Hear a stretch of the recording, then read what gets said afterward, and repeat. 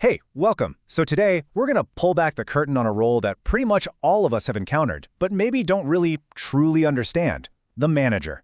We're going to break down what it actually means to be the boss. I mean, really think about it for a second. We've all had one, right?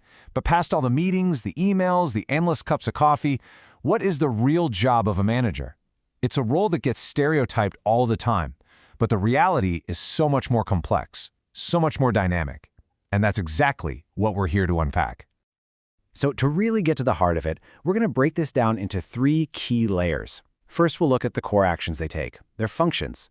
Then we'll get into the different personas they have to put on to get things done. And finally, we'll open up their toolbox and look at the essential skills they need to have. All right, let's start at the foundation, shall we? These are the four core functions that make up the universal playbook for management. It doesn't matter what industry you're in or how big your team is, every single effective manager is constantly cycling through these four things. Everything, and I mean everything, starts with planning. You can think of this as the architect phase. It's about setting the destination with really clear goals and then drawing the map with a solid strategy that shows everyone how you're going to get there. But you know, a map isn't much good without a car to get you there. That's where organizing comes in. This is all about structuring the work, getting the right people in the right seats, and making sure the team has all the resources it needs to actually start the journey. Okay, from there, it is all about leading. This is the engine of the whole operation. A manager could have the most brilliant plan and a perfectly organized team, but without motivating people and communicating clearly, that whole project is just going to stall out. And finally, we have controlling. Now, this isn't about micromanaging, not at all. It's more like checking the GPS. You're monitoring progress against the map you drew, and you're making those small course corrections along the way to make sure the team actually reaches its destination. These four functions are just in a constant, dynamic loop.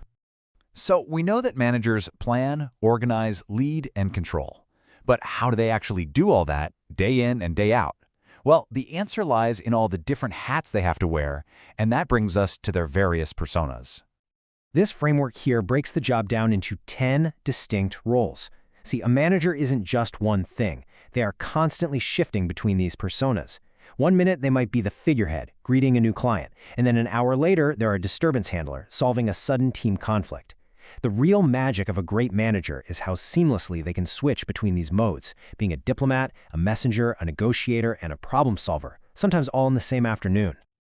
Okay, so a manager has their playbook, their functions, and they have their personas, their different hats. But to actually pull all of that off, they need a very specific set of skills. This is their toolkit for success. Now, real quick, before we dive into the skills, it's super important to know that not all managers have the same job scope. You've got your functional managers, who are experts in just one area, like marketing, and then you have your general managers, who oversee the whole shebang. This distinction really matters because while they both need the same core skills, the balance of those skills is totally different, as you're about to see. And this chart illustrates that perfectly. Look at how those skills shift as a manager moves up the ladder. When you're a first-line manager, those hands-on technical skills are absolutely vital. But as you climb up to become a top manager, the need for big-picture conceptual skills just skyrockets. But notice the one constant: human skills. The ability to work with people is crucial at every single level, from the front line all the way to the C-suite. Okay, now that we've got this timeless framework for what management is, let's bring it into today's world. Because, let's be honest, performing all these functions and roles and using these skills, well, it's gotten a lot more complex thanks to some key challenges of our modern era. Today's managers aren't just ticking boxes. They are trying to navigate a world that is hyper-connected and incredibly transparent. And this new landscape demands three things: a compelling vision to cut through all the noise, unwavering ethics to build trust, and a deep responsiveness to cultural diversity to stay relevant.